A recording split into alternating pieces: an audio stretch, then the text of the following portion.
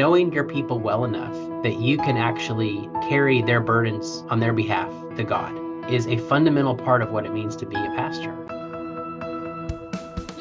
Hi, I'm Karl and welcome to the Church Lobby, Conversations on Faith and Ministry. This is the second in our multi-episode series based on the content of my new book, De-Sizing the Church, How Church Growth Became a Science, Then an Obsession, and What's Next. You know, if small church pastors had a modern patron saint, Eugene Peterson might be it.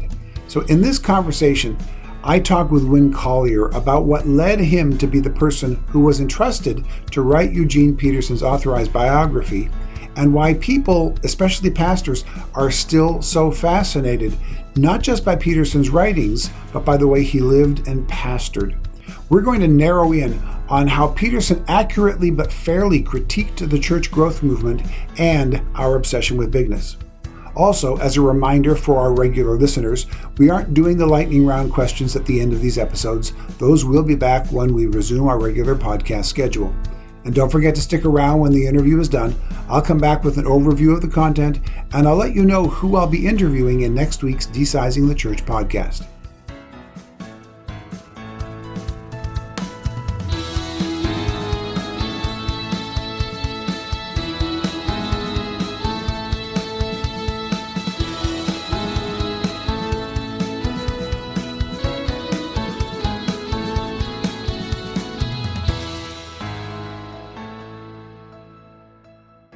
Well, welcome, Winn, to the Church Lobby. I sure appreciate your time today. Well, thank you for inviting me.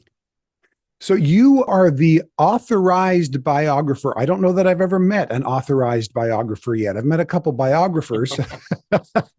You wrote a fascinating book that really played so much into the context of my book, De-Sizing the Church, and yours is the Authorized Biography of Eugene Peterson, or let me give everybody the full title right up front, A Burning in My Bones, the Authorized Biography of Eugene H. Peterson, Translator of The Message. What led you to be the person who was entrusted to write Eugene Peterson's Authorized Biography?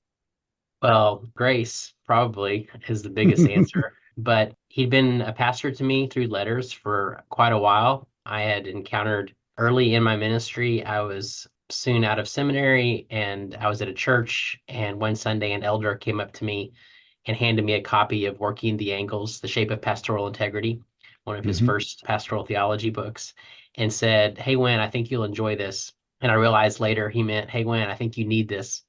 And I was struck right off the bat from this deep, God-centered, very human, honoring sense of what it means to be a pastor. And so I began to read him. I began to write him letters, and he wrote back, and we just became, at that stage, I don't know that I'm sure I would say friends, but he became definitely a pastor to me. In fact, I remember asking him in a letter, like, "Would you be my pastor?" And so then years later, I was in Montana seeing he and Jan, and his health was getting frail. And I wrote him a long letter when I got back describing how at some point somebody's going to write his biography, and that I hoped somebody would do it who sort of knew him from the inside. And that obviously I would love to do that, but even if it weren't me, that he would think about, because, you know, there's few things worse than a dry and dead biography, one that's just sort of a litany of facts, biographical facts. So he invited me to do it. I love that, because this whole story you just told is a story that I have seen and heard repeated, even by those who didn't necessarily meet him in person. There's something about, well, let me ask you the question, let me put it in the form of a question. What is it about Eugene Peterson that it isn't just that what he wrote touches people, but that his life touched people, even people who never met him, but people who, like you, people who read what he wrote and felt compelled to get in touch with him or felt like they knew him in some way? What was it about the way he lived that drew people to him and not just to his teaching?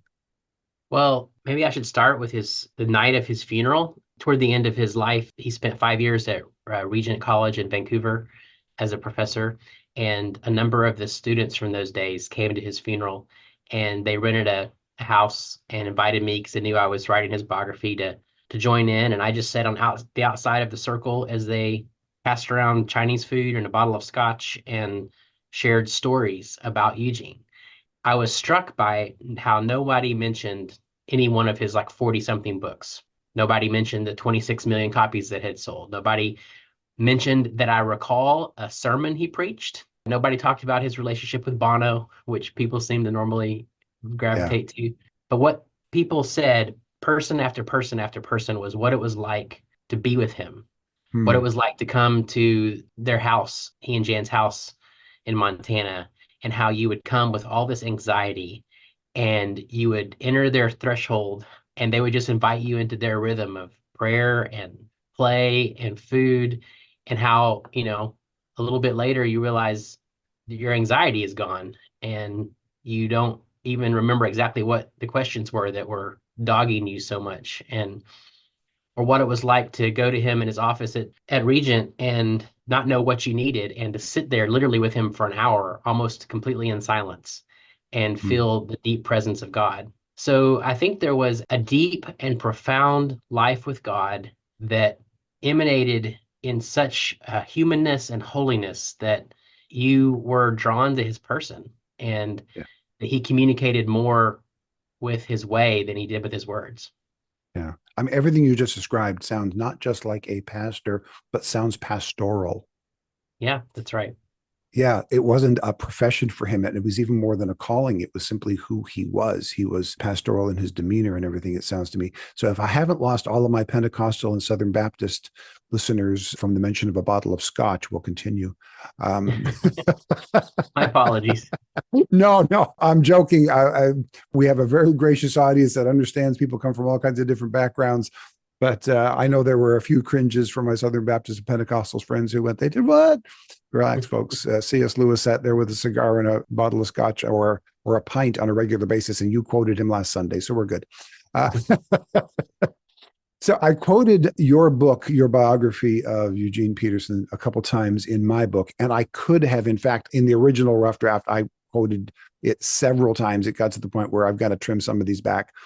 You and Gary McIntosh and a couple others, I went a little bit overboard on, and I had to trim some of it back so that it felt more like my book rather than a repeat of yours.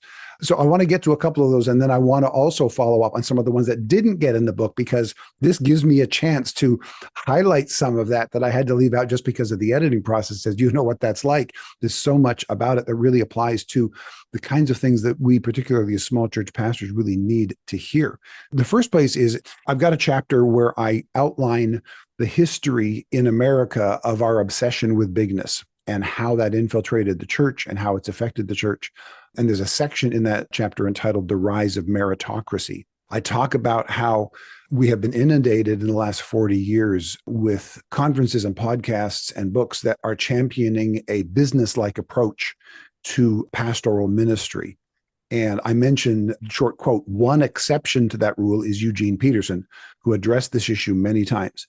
And as one of the most widely read and respected pastors of his generation, he really became skeptical about this meritocratic approach to pastoral ministry. So here's what a bit of what I quote from you in his biography about that. You talk about how, as he was early in his pastoral ministry, his supervisor handed him an overstuffed red, you specifically mentioned red, an overstuffed red 3-ring binder filled with instructions on everything one could possibly think of related to forming a church.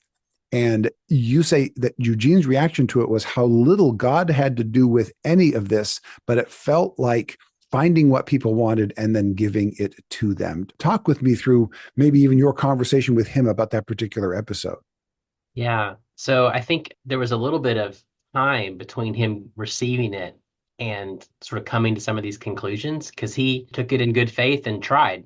And Oh, okay. early in his role of helping to found this new church, people think that Eugene sort of popped out of the womb as this contemplative, even Right. killed pastor. And that's just simply not true. He was so reticent about much that he was seeing in the contemporary church leadership movement, precisely because he had tasted the poison.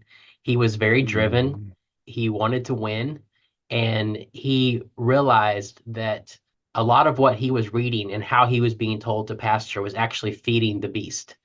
yeah. And he came to the point where he thought, if I'm going to follow Jesus, if I'm going to be a genuine pastor, then I'm going to have to do this in a different way. And so when he first received that red notebook, the way he would describe it is whatever the question might be, you look at the table of contents, you turn to page 12 and there it Hmm. is, or you turn to page Right. 74 and there it is.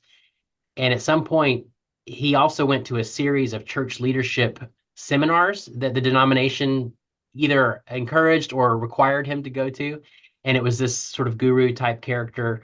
And he walked away with more three ring binders. And at some point, I don't know if this was around year 4, year 5, he describes taking all these binders, throwing them in a box, going out to the landfill and tossing them. And so this then became this long study of what does the scripture actually reveal about being a pastor? And he found that it was far more simple and complicated. It was basic, and it was also something you could never nail down very clearly outside of the center thing of a pastor being someone who knows God and helps others to know God too. Yeah, what you're describing is the journey of so many pastors, including me. Mine wasn't in a binder, but it might as well have been. It's exactly the same process. I just kept following them, kept trying them, and then found myself in a not great place emotionally and spiritually, trying Mm. to pursue these things, and then had to really pause and rethink and recalibrate what ministry was really all about. You show Peterson positively, but you also show his difficulties. He had some father issues, didn't he? He had, and some of that fed into his early obsession with the things you just talked about, and then he had to reassess that as well. Walk through some of that with us as well, because, like you said, he didn't just come out of the womb the person that we knew at the end. He went through some real difficulties to get where he ended up. Yeah. Yeah, his relationship with his dad was very painful for him. He felt like his dad was emotionally very absent. He wasn't with Eugene very much. He tells this one story. He was a really good track runner, and that was where a lot of his competitiveness got worked out. Even in college, he was a good college track runner. He remembers walking down Kalispell down Main Street, and someone passed them. And I think the night before, he'd broken a state record at a meet, and his friend said something like, "Hey, that was really great." And as the guy passed, his dad just kind of looked at him and says, "What was that about?" And in that interaction, it just, again, a small moment, but it just struck him how far his dad felt from him. He didn't know anything about his life. And at the same time, he would also say the first place that he learned what it meant, or what the word congregation meant, was in his dad's butcher shop. As they were, his dad knew the name of every customer who would come in, almost every person in town, and that was the first time that Eugene's imagination of what it might mean to genuinely be part of people and to be part of their lives and to serve them, what that might look like. So, and there was a profound healing moment that I got to describe in the book as his dad was dying. It was a story of redemption ultimately, but it was a really painful one. Yeah, I mean that is the gospel, isn't it? Taking those moments of pain and of difficulty and redeeming them and coming out the other side where the wounded healer is the one who then can help with other people's healings, in part, at least because of the woundedness that has Mm. been overcome. And that was a huge part of Peterson's life that I was not aware of until I read your biography. So that was really helpful to me. Another place where I quote you is one of my chapters is about the positives of the church growth movement. And there were a lot of good things that came out of the church growth movement that I outline and I'm really grateful for. But I also have a chapter entitled Where the Church Growth Movement Went Sideways, because that's part of what we've got to critique accurately. And one of them is that church growth movement got sidelined by vision statement obsession. And the first quote that I have in that section is from Peterson from your book, where he said, "I'm afraid that I don't have much truck." That's an old expression, meaning I'm not on board with. "I'm afraid that I don't have much truck with the vision statements that seem to fuel the ambition of pastors these days," is something that he wrote and that you quoted in the book. And anybody who pastored in the late 80s or early 2000s heard a lot about the need that every church has got to have a clear vision statement or mission statement. I still hear that occasionally from small church pastors today. And it happened because they did these surveys in the 90s and discovered that virtually every large, fast-growing church had a very clear and very memorable mission statement that was repeated on a constant basis. And so they did reverse engineering on it. And they thought, well, if all the big churches have this, then that must be part of what caused them to be big. And what I discovered in my research was this: large churches create mission statements, but there's no evidence that mission statements create large churches. So what was it about this mission statement era that clicked the off button for Eugene as well? Yeah. There was another line he said, which was even more blunt. I think it was in a letter. Some pastor was asking him about this sort of thing. And he said something to the effect of, well, if pastors are honestly asking me, and if they have a vision statement, I encourage them to run as fast as they can away from it. Obviously, and you're basically saying this. It wasn't about the vision statement itself. Like it wasn't like he just had some grumpy reaction to some new idea, because it was part of an ethos. It was part Mhm. of there were all kinds of assumptions that were carried with this mentality. And it's assuming, for instance, that we don't already have a very clear vision statement, which is to love the Lord our God with all our heart, soul, and mind, to love our neighbors as ourselves. Yeah, It kind of ties exactly. into discipleship. That's another place where this shows up, is understanding discipleship is a clearly delineated process. It's either, when it's really quick, 12 weeks or maybe 3 years, as if it can be mapped out in a certain way. And Eugene would say, well, there's probably lots of things we could do at different times and places to help people grow up in Jesus, but there's not a single one that's going to circumnavigate baptism and the Eucharist. I mean, Yeah, like that this is, I mean, worship is discipleship. That's what we're talking yeah. about. And so I think there was this mentality that there are these 7 steps we should take. Usually they're in some way rooted in broader leadership literature, that this is how fast businesses grow and strong companies grow, and this is what the best CEOs do and the best managers. And so now we need to find a Bible verse that can justify this and now implement it in the church. And the problem is, I think, fundamentally, is that it's not very long before the power of the Holy Spirit and the inbreaking reign of the resurrection of Jesus Christ becomes a side story that you are constantly nodding to, but is not actually the deep energy out of which you're working. And I think it was also his profound conviction that people are not businesses, they're not machines, they're not products. And whenever we approach them as if they are, it may actually work to the desired end that we're going for. And that's the problem. It may actually get us what we think we want, but he was questioning the much more fundamental thing of, what do we want? What is the end? And if the end is not the end-breaking reign of the kingdom of God, defined by itself, defined by Jesus Christ, not saying, well, the inbreaking reign of the kingdom of God means our church is growing at 12% a year. No, the inbreaking reign of God means that God reigns, Yeah. however God chooses to reign. His aversion to the vision statement craze was because of, it was sort of like the tip of the iceberg that was showing up when there was all kinds of danger underneath it. I love that because so often I'll hear the phrase, it's like, well, they must be doing something right because they're growing. And what you just laid out for us, as Peterson was so fond of, what Peterson felt was so important, was that, yeah, we can get the numbers up, but is that the goal that we should be aspiring to? If you're reaching your goal, it doesn't matter if the goal isn't the proper goal that we should be aspiring to. I think we need to, I know, and that's a big part of what I'm putting in Decising the Church, is that we need to go back. We need to ask ourselves, what are the goals that we're trying to aspire to? Are these valid goals to aspire to? And if not, what are better goals to aspire to? And that was something that Eugene just simply seemed to breathe, and certainly seemed to write on almost every page and every statement that he made. It was really about, let's get back to the real understanding of what is it that Jesus called us to do, and who is it that Jesus called us to be? And are we reaching those goals? Because the other goals don't matter at all. And now a short break to talk about something else. If you like the content you're hearing, here are 2 things you can do for us. First, forward this podcast to a friend. Second, consider becoming a financial supporter through Patreon, Venmo, or PayPal. Just go to karlvaters.com/support. For as little as $3 a month, you can help us put these resources into the hands of the ministries that need them the most. Our support link is in the show notes.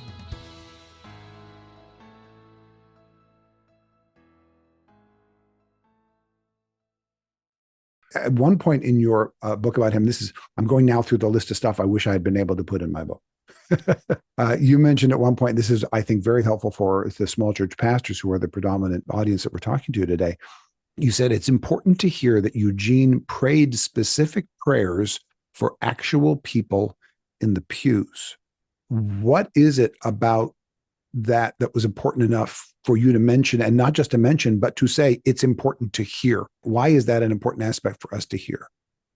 Well, Eugene believed that prayer was at the very center of what it means to be a Christian, and certainly at the center of what it means to be a pastor. Knowing your people well enough that you can actually carry their burdens on their behalf to God is a fundamental part of what it means to be a pastor. And so that even on Sundays when he was leading in worship and they would pray corporate prayers together, that he understood that it's like they're gathering all their prayers together. And we're coming into this moment praying on behalf of one another. And it's hard to deeply pray for people if you don't know their name and if you don't know what they're struggling with. And even into his later life, he had what he called his congregation. And his congregation was on little 3x5 cards. And if I remember correctly, it was maybe 30 to 50 names. That was who he would pray for regularly. When other people would ask him to pray for them, he would put their prayer request or their letter in a basket and he would pray over all of them collectively. But he felt like his congregation, his 30 to 50 people were who he was responsible to pray for. And if a name got moved off for some reason, they died or their need was resolved or something, then he might put someone else on. But this was not just a pastoral duty that he took on as part of his job description. This was deeply wedded to his understanding of what it meant to be a pastor in the world. And it reminds me of one of my favorite lines from a former Archbishop of Canterbury, Michael Ramsey. And he said to be a priest, to be a pastor is to be with God with the people on your heart. I think that succinctly says it. It is a life with God's people, with us. This is reminding me of a coffee shop that I actually visited yesterday. I was in the coffee shop and it was a very busy day. A lot of people coming and going, and the employees were working hard and were friendly, but it was just kind of a standard hum. And then the new shift supervisor came on. She walked in bright eyed and went, "Well, good morning, associates." And it was so bright and bubbly, it was jarring. And I was like, who is this? And I don't know why the term associates just bugs me, because so often they just change the word from employee to associates, but they don't actually treat them any less like employees or more like associates. So maybe I've got a thing with that. Anyway, I noticed it. And then I watched in the 30 seconds that it took her to put her backpack away, she made connection with all 5 or 6 of the employees in that very busy coffee shop this morning by saying, "Hey, how did your kids' play go last night? Hey, how are the wedding plans coming along? How's your dad doing in the hospital?" I heard and watched it happen. 30 seconds might be an exaggeration, but it wasn't much more than that. And by the time her backpack was put away and her apron was on, she had made a personal connection to every single associate working with her that day. And the mood in the coffee shop lifted. Their mood lifted. They were brighter and they were happier. And when they came and served customers, they had a bigger smile on their face. And it took so little effort for that 30 seconds, but the amount of thought and the amount of time and emotion that went into being able to know the right questions to ask in those 30 seconds was so important. And as you're saying that about Eugene, it reminded me this is simply, human connection. Now, that's just for coffee. Imagine now how much more important it is when we're trying to connect people to Jesus and to each other in the church. Eugene, it seems to me, really exemplified that to a huge degree. These moments of prayer are small, but the amount of effort that you put into it so that they have impact, and so that these small connections where you reach out to somebody have impact, are so important in our lives. That's a statement and not even a question for you, but I'll throw that back at you. Yeah, that's good. No, absolutely. I mean, I think we often move so quickly past how human a work being a pastor is, and that being a church is the presence of Christ taking residence in a very human community. And I think sometimes it's precisely those human things that bother us, that we want to rush past, that we want to do away with so that we can be efficient and we can get on with whatever it is we think is going to make a church successful. But I think it gets to what you were saying earlier, is we have to reevaluate, what do we mean by success? And sure, the Spirit will do what the Spirit will. And maybe there will be days of Pentecost where explosion happens. Thanks be to God. But more often than not, both in the scriptures and in the church's experience, that hasn't been the normal way that the church has across history typically grown and flourished. And I think it's troubling when we seek to make the exceptional the rule, and then that becomes the standard by which we're judged, when there's all kinds of faithful, very present, prayerful, redemptive, holy, lifelong disciple becoming communities that are precisely doing Jesus's work, and they're often denigrated or pushed to the side. And actually, we should be learning from them. And I hope that your work helps us do that.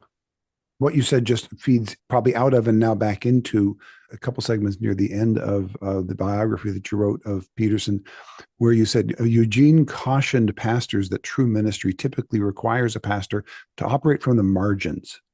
This is modest work. This is not glamorous work. This is behind the scenes, ignored, patient, servant work. Forget about the relevant. Forget about being effective. Friends, you are living in exile. Get used to it. And then he said, the less people notice you, the better. Let's talk about that. Why were the margins so important to Eugene? Well, I think on the most basic level, it's because that's where Jesus typically seemed to be. It is quite remarkable if we could sort of step back from whatever the last 50 or 60 or 100 years have done to our, at least in North America, have done to our ecclesiology and our expectations and our assumptions, how they've been changed, twisted, I'll say often warped, and just looked at the life and witness of Jesus. And then the life and witness of the early church, at least as given to us in the scriptures, and then we could go from there in the first century or two. It would be remarkable to try to lay over our assumptions and expectations about what church is supposed to look like onto that. They're two different realities, actually. And so the margins are where Jesus was. And I think the other reality is recognizing that in the North American culture, the reality is that we are obsessed with image and power and size and efficiency. Even the ways we talk about things in the church often, multiplication, which takes on like its own, not that the word multiplication is wrong, but it's like it takes on its own aura and becomes this kind of expectation, which is remarkable because in Jesus's own life, and I'm sure you touch on this in one of your books, he starts out with this massive crowd following him everywhere. And when it's all said and done, I mean, he's basically down to nobody.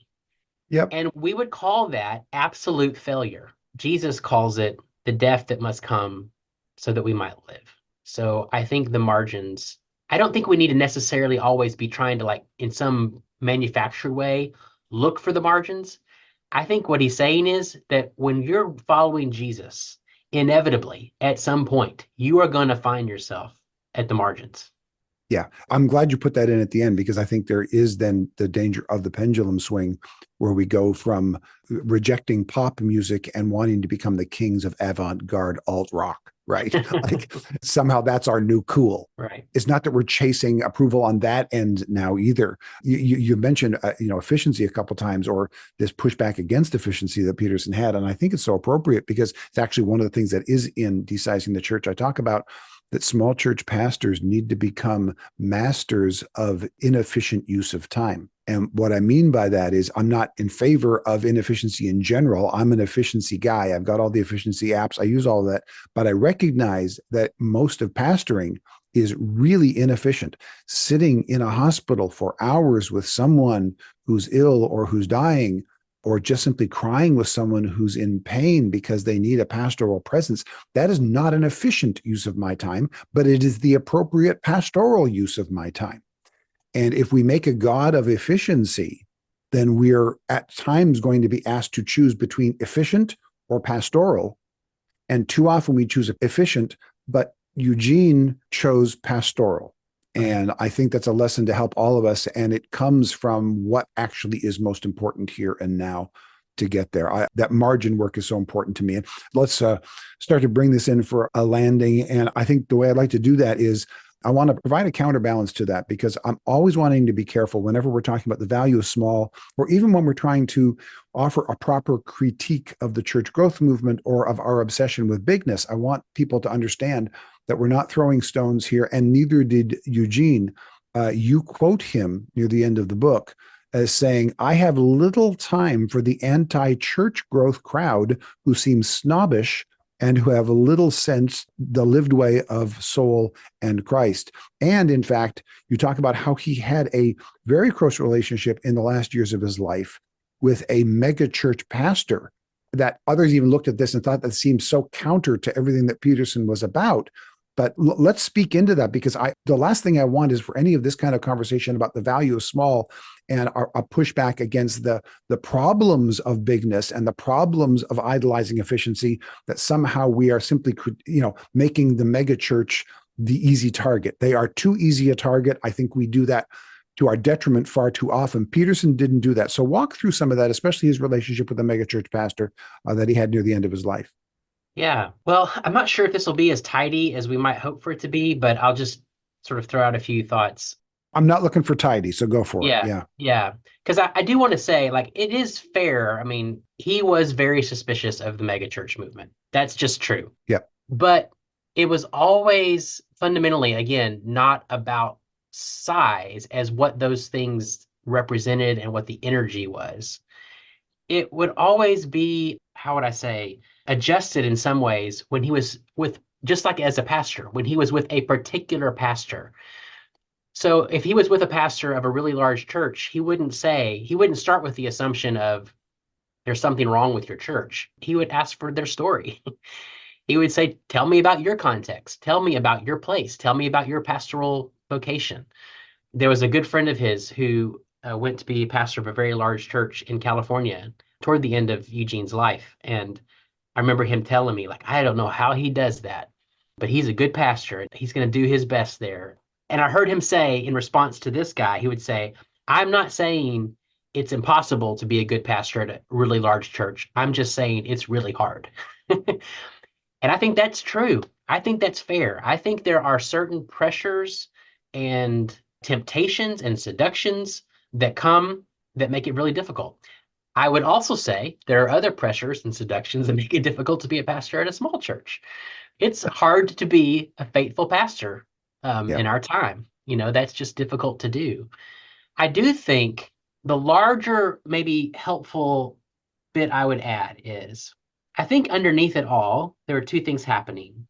Fundamentally, Eugene believed that the heart of being a pastor, at the heart of being a faithful church, isn't about any model. It's about God. Anything that distracts us from the living revelation of Jesus Christ among us, alive in the scriptures and present in one another, is trouble for us.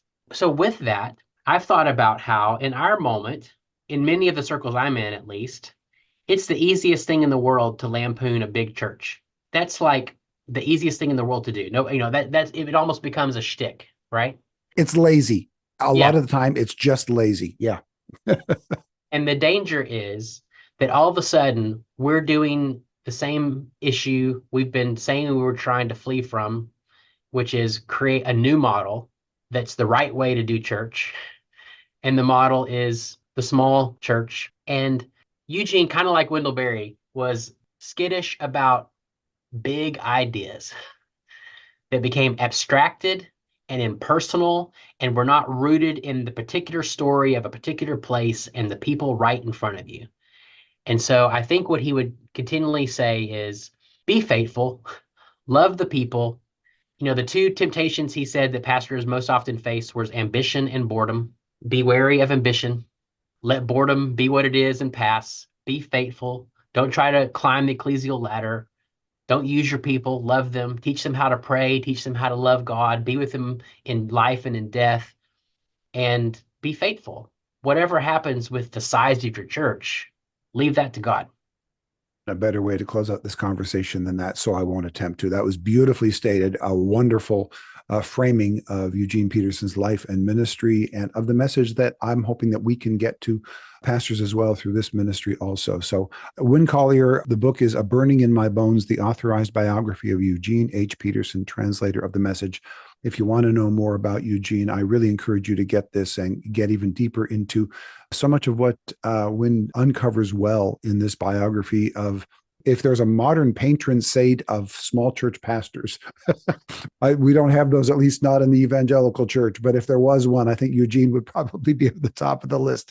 And you lay out so much of his life and his philosophy well as an example for us to learn from. And I really appreciate your time today. I appreciate the book. I encourage people to get it. Thank you, Winn, for your time today and for stating Eugene's life and ministry so well. Thank you for a good conversation. What always strikes me in any conversation about Eugene Peterson is how much he accomplished. He pastored full-time while writing over 30 books, and these were quality books. And as I think about how he pulled that off, I think it was only possible because that was all he did. I know pastoring full-time and writing over 30 books, that's all, but he did narrow in on those things. He wasn't known as a conference speaker. He didn't speak or comment on social trends. He didn't busy himself with church growth techniques. For most of his ministry, there wasn't such a thing as social media to take his attention. He pastored and he wrote. And I think that narrow focus is something that we all could learn from. If we simply choose what it is God has called us, or we discover what it is that God has called us to do and who he has called us to be, and we focus narrowly on that, it might amaze all of us how much we really can accomplish in our lives.